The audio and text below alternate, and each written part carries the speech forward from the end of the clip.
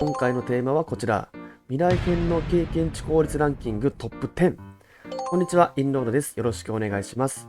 今回私、未来編第1章をもう一度1から全てやり直しまして、全てのステージでもらえる経験値を確認して表にまとめました。ここで分かった驚きの結果、そしていろいろな考察ができましたので、ぜひ楽しんでください。一応この動画は前回の続きになりますので、よろしければまずはそちらをご確認ください。一応まだ見ていない方のためにさらっと前回のおさらいをしましょう。まず未来編を攻略するメリットとして、1、覚醒ムートが手に入る。2、お宝集めにより様々な敵に対して強くなれる。この2つが大きいと思います。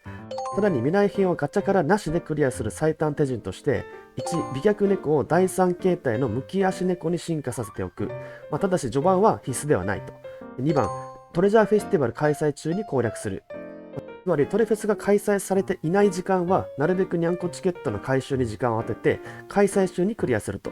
このような流れで説明いたしました。本日はその続きとして、未来編の経験値効率ランキングを発表したいと思います。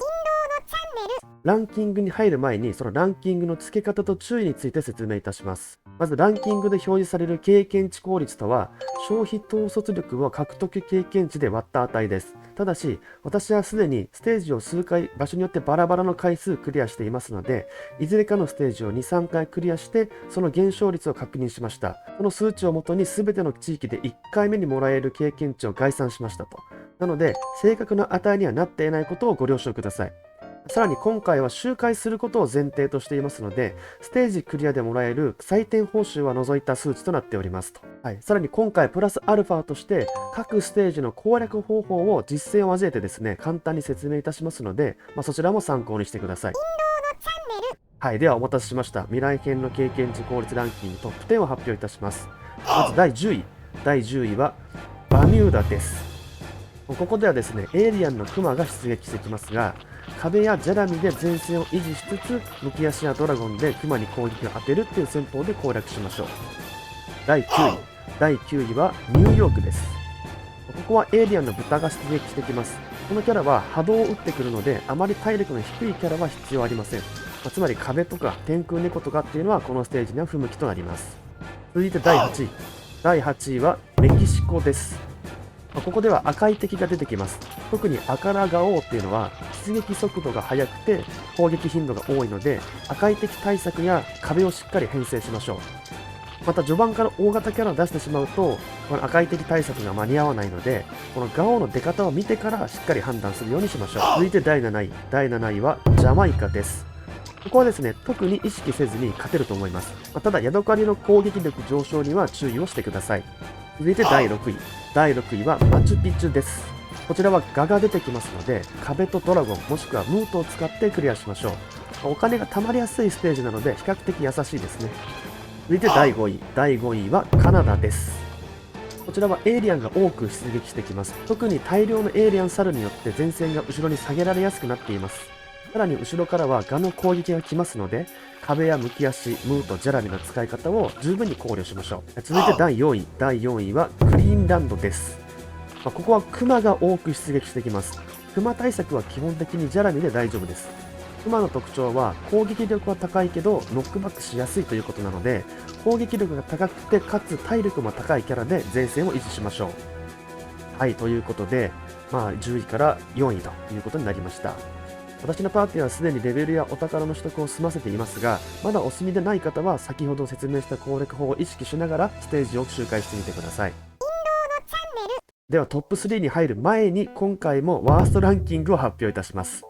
経験値効率ランキングワースト3はこちらです。もうね、これ効率とかのレベルじゃないですね。この3ステージはなるべくお宝を取得できるように彩るしかないという感じになります。ではお待たせいたしました。いよいよ経験値効率ランキングトップ3を発表いたします。まずは第3位。第3位はアラスカです。こちらは最初にリスが大量に出てくるステージなのでお金が貯まりやすいです。なので天空猫などの素早く大量に出せてかつ攻撃力が高いキャラを使用すると周回が楽になると思います。もちろんキリンでも大丈夫だと思います。続いて第2位。第2位は NASA です。こちらはエイリアンの顔が出てきます。攻撃頻度は割と少なめなので、エイリアン対策とジャラミ、もしくは天空猫を中心に出撃させてください。はい、ということで、栄えある第1位の発表に参ります。第1位は、ブラジルです。ここではメタルの敵と赤い敵が出てきますので、その両方を対策できる猫島等を連れて行きましょう。クリティカルで運が良ければすぐにクリアすることができます。ということで、以上が経験値効率ランキングとなりました。まずはこの表を意識しながら経験値を集めていきましょう。で、ここからが衝撃事実なんですが、前回上げましたこの動画をご覧になった方はお気づきだと思いますが、実はですね、経験値取得効率っていうのは日本編の方がいいんです。はい、ちなみに日本編の経験値効率ランキングはこのようになっています。圧倒的に日本編の方が周回に向いているということがこれでわかると思います。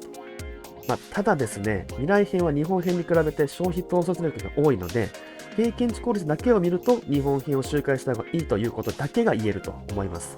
また前回と今回の動画の主軸でもあるそもそも未来編をやるべきかについてなんですが、先ほど話しました採点報酬を加味した場合のランキングっていうのも作成しましたのでご覧ください。はい、ドン。これを加味するとですね、圧倒的に未来編の経験値効率がいいという結果になっています。お分かりの通り、採点報酬は1回しかもらえないので、周回には不向きですが、未来編を攻略する過程で、またはお宝を取得する周回の過程でもらえるこの採点報酬は、もらう価値が十分にありますので、ぜひ未来編を頑張ってクリアしてみてください。以上です。